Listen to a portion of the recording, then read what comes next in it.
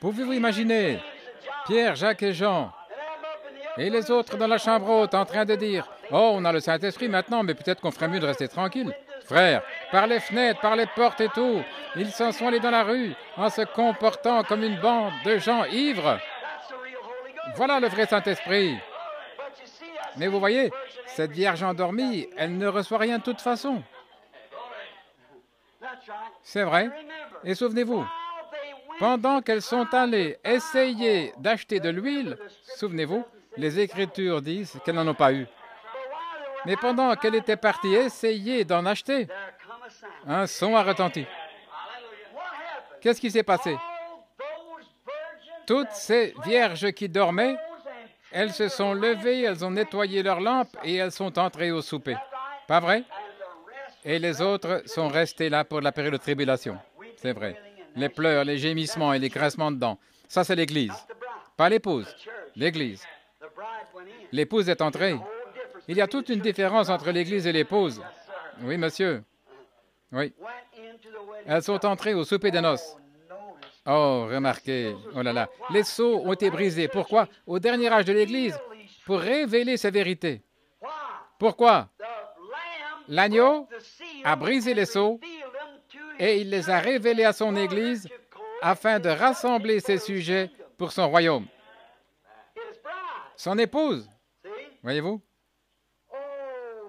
Oh là là. Maintenant, il veut amener ses sujets à lui. Qu'est-ce que c'est? De la poussière de la terre, du fond de la mer, des fosses, de partout où ils étaient, des régions des ténèbres, du paradis. Où qu'ils soient, il appellera et ils répondront « Amen, Amen ». Il appellera et ils répondront « Il est venu chercher ses sujets. Il a révélé ses secrets et ils les ont vus. » Et il n'y a plus de temps à ce moment-là. Le temps est écoulé, c'est terminé. Très bien. Il quitte le trône pour être intercesseur en tant qu'agneau immolé, pour être un lion, un roi, pour amener en jugement le monde qui a rejeté son message. Il n'est pas médiateur. Rappelez-vous l'enseignement de l'Ancien Testament, alors que nous dépêchons. Quand il n'y avait plus de sang sur le propitiatoire, qu'était-ce? Le trône du jugement. Et quand l'agneau immolé s'est avancé de l'éternité, du trône du Père, et qu'il a pris possession de ses droits, c'était un trône de jugement. Alors il est devenu non pas un agneau, mais un lion, un roi. Et il appelle sa reine pour qu'elle vienne à ses côtés. Ne savez-vous pas que les saints jugeront la terre? Daniel a dit, le jugement était là, et les livres furent ouverts. Et des myriades de myriades le servaient, roi et reine. Et un autre livre fut ouvert, celui qui est le livre de vie. Celui-là, c'est pour l'Église. Et la reine et le roi se tenaient là. Comme l'exprime la méditation d'un cow-boy. Hier soir, étendu dans la prairie, je contemplais les étoiles du ciel. Et je me demandais si un simple cow-boy pourrait un jour être apporté vers ce merveilleux au-delà. Un chemin mène à cette région rayonnante de bonheur. On dit qu'il est sombre, ce n'est qu'un sentier. Mais le chemin spacieux qui mène à la perdition est jalonné, bien indiqué jusqu'à la fin. On parle d'un autre grand propriétaire. Il utilise le langage de son métier de gardien de bétail. Si vous avez déjà assisté à un rassemblement de bétail, vous le verrez clairement. On parle d'un autre grand propriétaire qui n'a jamais trop de bétail. Il fera toujours de la place pour un pêcheur prêt à se laisser conduire sur ce chemin étroit. On dit que jamais il ne vous abandonnera, qu'il connaît chaque geste, chaque regard pour être en sûreté. Soyons marqués de son fer avec nos noms inscrits dans son grand livre. Car, dit-on, il y aura un grand rassemblement où les cow-boys se tiendront là comme des veaux orphelins pourrait être marqué par les cavaliers du jugement, ces prophètes et voyants, qui sont postés là et qui connaissent chaque marque. Si vous avez déjà assisté à un rassemblement de bétail, vous avez vu le patron se tenir là et les cavaliers parcourir le troupeau de bêtes en mouvement. Quand il voit passer sa marque à lui, il fait signe au patron et le patron le voit, il lui répond par un signe de tête. Alors son poney s'avance rapidement et tourne autour de cet amas de cornes comme ça, il fait sortir ses propres bêtes. On dit qu'il y aura un grand rassemblement et les cow-boys se tiendront là comme des veaux sans mère et ils seront marqués par les cavaliers du jugement qui sont postés là et qui connaissent chaque marque. Alors dit-il, je suppose que je ne serai qu'un jeune animal égaré, juste un homme condamné à mourir, qui n'a pas été marqué. Il est de ceux dont on fait de la soupe, vous voyez, qui sera retranché avec les voleurs de bétail quand le chef de ces cavaliers va venir. Vous voyez qui c'est? Le chef des cavaliers, c'est l'agneau. Là, pour les 7 messagers qui sont postés là et qui connaissent chaque marque. Voyez? Remarquez, le voilà qui arrive. Il quitte le trône en tant qu'intercesseur, en tant qu'agneau immolé. Il devient un lion, un roi, pour faire comparaître en jugement le monde entier pour son rejet. Notre parent rédempteur est alors roi de tout. Pourquoi? Il possède le titre de propriété de la rédemption. Tout est dans sa main. Je suis si content de le connaître. Voyez? Alors, il réclame son héritage. C'est l'Église. L'épouse, il la réclame. Qu'est-ce qu'il fait ensuite? Il se débarrasse de son adversaire, Satan. Il le jette dans un étang de feu avec tous ceux qui ont été inspirés par Satan de rejeter sa parole de rédemption. Maintenant, il est roi. Il y a encore de la miséricorde sur le trône. Ne rejetez pas son offre. Voyez? Les cavaliers savent exactement qui vous êtes. Et là, son adversaire, qui lui a causé des ennuis pendant 2000 ans et qui déclarait « Je peux faire de ce que je veux. Je les ai encore, ils m'appartiennent. » Ils ont perdu le titre là-bas. Mais il est le parent rédempteur.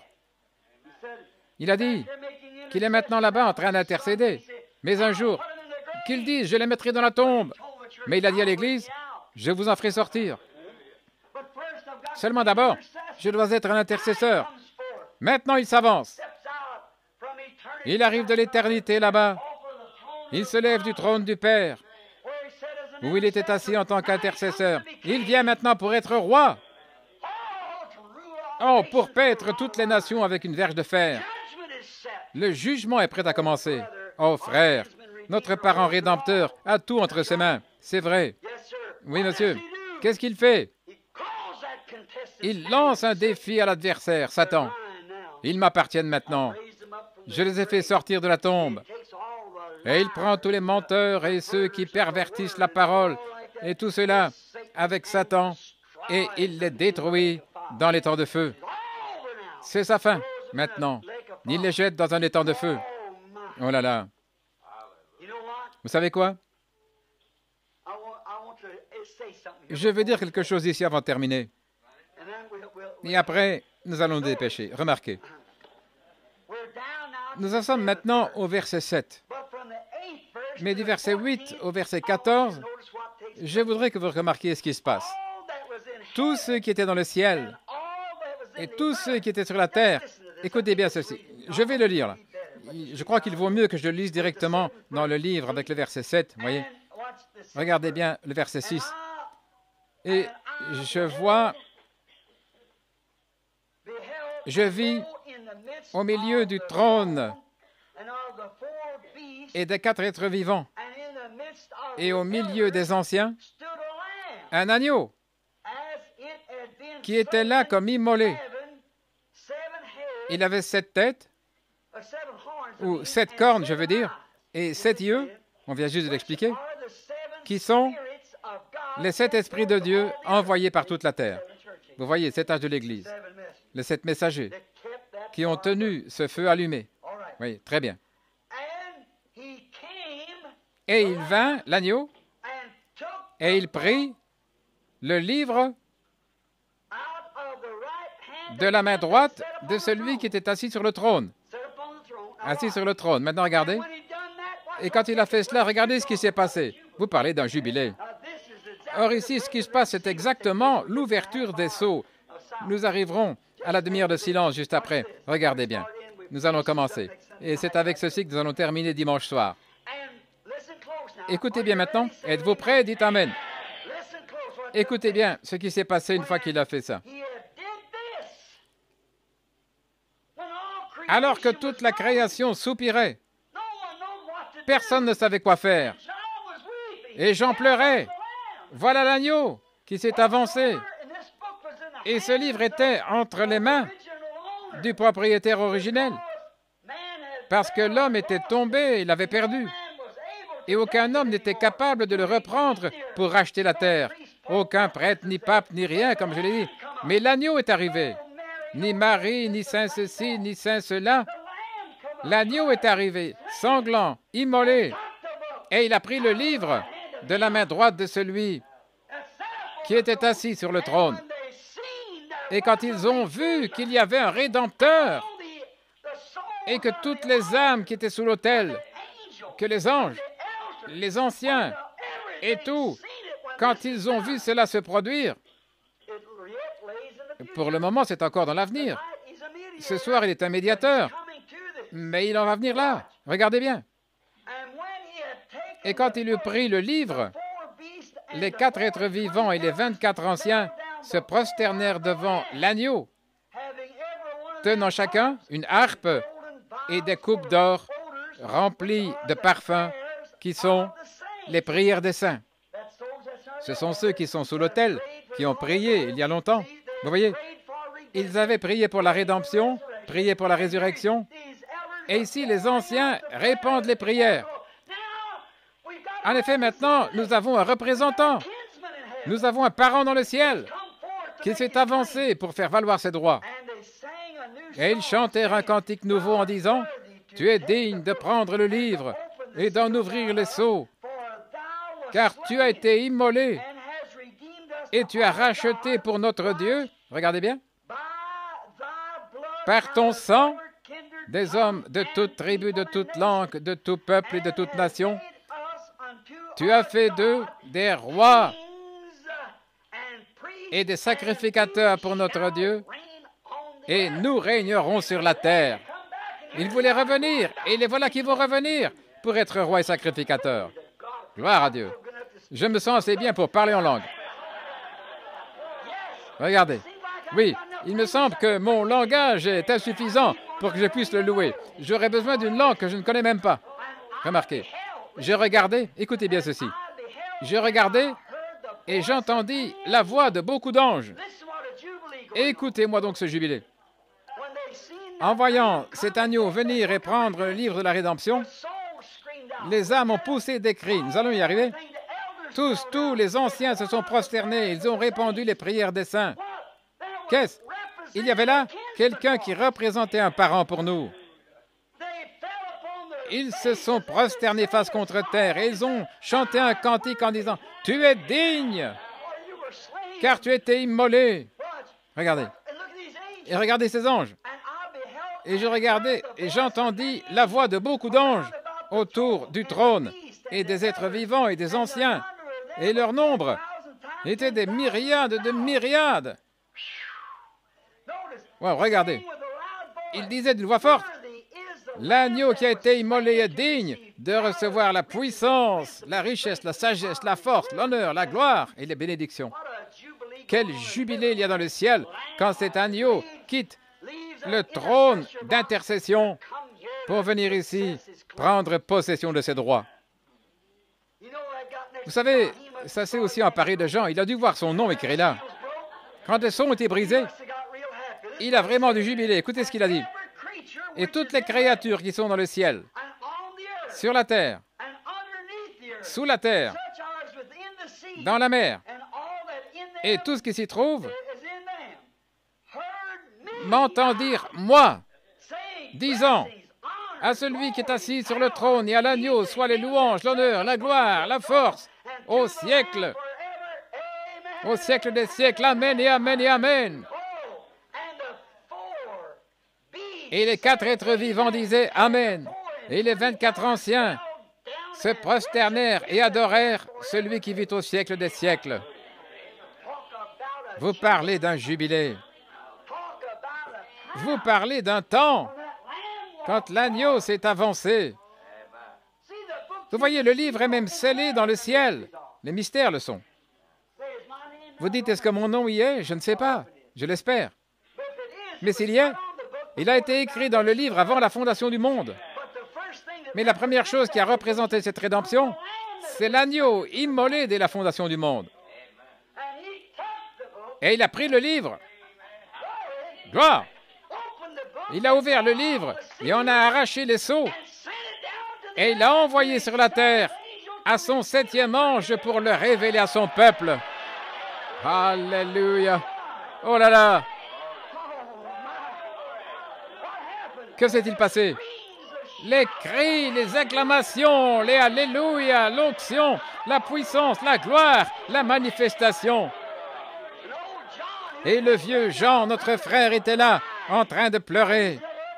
Mais tout dans le ciel, tout sur la terre et tout dans la mer m'a entendu crier « Amen !» Bénédiction, honneur, puissance et force soit celui qui vit au siècle des siècles. Vous parlez d'un temps de bonheur quand les sceaux ont été brisés. Jean a dû regarder et voir au-delà du rideau du temps et dire « Voilà Jean !» Oh, il était si heureux au point de dire « Tout dans le ciel ». Il a vraiment dû crier fort, n'est-ce pas? Tout dans le ciel, tout sur la terre, tout sous la terre, toute créature et tout le reste m'ont entendu dire « Amen ». La bénédiction, la gloire, la sagesse, la puissance, la force et la richesse lui appartiennent. Pourquoi? Quand la révélation est venue, que l'agneau, le Rédempteur, notre parent, était revenu du trône de médiation et qu'il s'était avancé ici pour prendre sa possession. Oh, l'agneau prendra son épouse bientôt pour qu'elle soit toujours à ses côtés.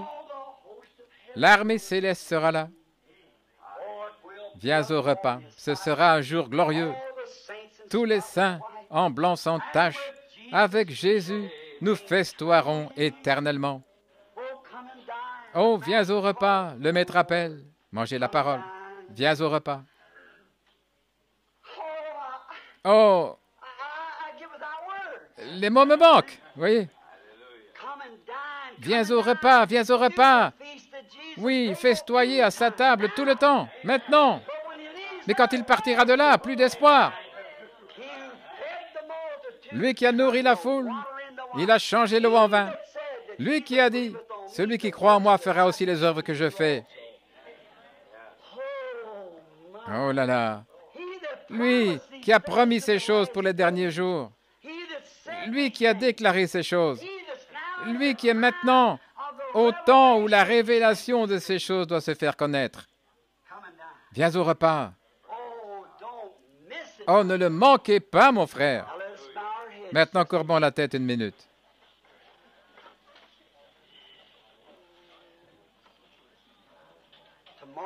Demain soir, par la grâce de Dieu, nous essaierons de briser ce premier sceau. Si Dieu veut bien le briser pour nous et nous faire voir quelle est cette révélation qui a été cachée depuis la fondation du monde. Avant de faire ça, amis pécheurs ou membres d'église tiède, tout ce que vous avez, est-ce une carte de membre d'une église ou bien vous n'avez pas de carte de membre? Et si vous avez seulement une carte de membre, vous feriez aussi bien de ne pas en avoir. Vous avez besoin d'une naissance. Vous devez venir au sang.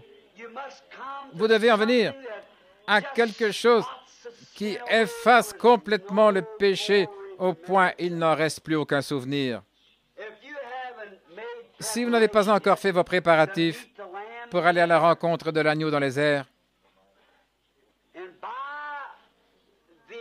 et en vertu du pouvoir dont j'ai été investi par la commission qui m'a été donnée par le Dieu Tout-Puissant et qui m'a été administré par un ange, une colonne de lumière, je vous somme, au nom de Jésus-Christ, n'essayez pas d'aller à sa rencontre avec seulement une carte de membre d'une loge, d'une église de cette terre. Venez pendant que le médiateur, pour autant que je sache, est encore sur le trône, en train d'intercéder. En effet, un jour viendra où vous voudrez venir et il n'y aura pas de médiateur. Car si nous voyons l'heure où nous vivons, au 7e âge de l'Église, avec les mystères de Dieu qui sont là où ils en sont, alors que l'Esprit de Dieu confirmé montre tout ce qu'il a promis pour les derniers jours, combien de temps reste-t-il encore? Ami pécheur, viens. Seigneur Jésus,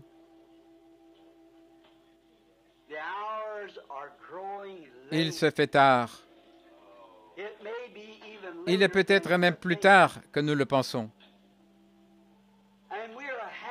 Et nous sommes heureux de voir approcher cette heure. C'est l'heure la plus glorieuse que le monde ait jamais connue pour le croyant. Mais pour celui qui rejette, c'est l'heure la plus triste qui puisse jamais exister. On ne pourrait pas trouver des mots dans l'alphabet, des lettres pour former des mots qui pourraient exprimer la détresse et la douleur qui vont venir. Et on ne peut non plus former les mots avec l'alphabet pour exprimer les bénédictions qui attendent le croyant. Père, il y en a peut-être ici ce soir qui sont sans espoir. Et ce sont des êtres humains intelligents. Si le sang est encore sur le trône de miséricorde, que l'agneau se lève du trône pour venir à leur cœur ce soir et leur révéler qu'ils sont perdus. Et de ses mains couvertes de sang, qu'ils disent, « Viens, pendant qu'il est encore temps de venir. » Je remets ce message, Seigneur, avec ma prière, entre tes mains. Fais ce que tu voudras, Père, au nom de Jésus. Gardons la tête inclinée. Si vous n'avez pas satisfait à cette demande et à cette exigence, si vous êtes seulement confié dans votre Église, rien ne pouvait vous racheter. Si vous êtes confié dans l'intercession d'un saint, vous êtes encore perdu. Si vous avez fait confiance aux œuvres de vos mains, quelque chose que vous auriez fait, des bonnes œuvres, vous êtes perdu. Si vous avez mis votre confiance sur la prière de votre mère ou sur la justice de votre mère, de votre père, si vous vous êtes reposé là-dessus, vous êtes perdu.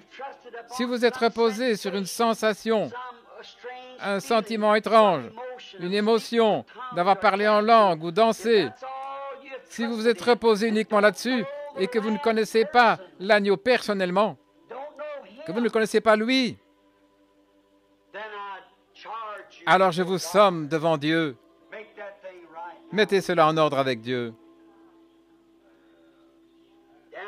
Du fond de votre cœur, priez. Et soyez simple, parce que Dieu se cache dans la simplicité. Vous vous souvenez, la Bible dit, tous ceux qui croyaient étaient ajoutés. Et pendant que nous prierons pour vous, j'espère que vous prendrez cette décision éternelle. Seigneur, je dis oui. Et une décision, c'est une pierre. Mais à quoi sert une pierre s'il n'y a pas de maçon pour la tailler, pour former le bâtiment, pour l'ajuster à l'édifice? Alors laissez le Saint-Esprit vous tailler de ce que vous êtes à ce que vous devriez être. Si vous n'êtes qu'un membre d'Église raide, si vous êtes un pécheur, quoi que vous soyez, si vous êtes sans Christ, sans le Saint-Esprit, que Dieu vous accorde la paix ce soir. Maintenant, Seigneur, aussi sainement que possible et de la façon la plus conforme aux Écritures que je connaisse, je viens maintenant à toi avec ceux que je t'ai remis avec la parole. J'ai confiance, Seigneur, que la parole a trouvé sa place dans le cœur des gens ce soir. S'il y en a ici qui ne connaissent pas ou qui n'ont pas l'assurance de la douce présence du Saint-Esprit demeurant dans leur vie, si des accès de colère, de l'indifférence, de l'égoïsme ou quelque chose les a retranchés de cette chose glorieuse et les a empêchés de la recevoir, ou si un credo ou une sensation les a tenus éloignés de la douceur de la communion avec Dieu, qu'ils en soient maintenant délivrés. Et que cet agneau, ce saint parent couvert de sang qui s'est avancé du trône, qui a traversé les lumières mystiques des corridors du trône de Dieu, qui s'est avancé pour réclamer son héritage. Oh Dieu, ce soir, accorde-leur de le recevoir. Puisse chaque décision être prise solennellement et puisse-t-il s'abandonner à celui qui seul peut les tailler et les façonner pour faire d'eux des fils et des filles de Dieu.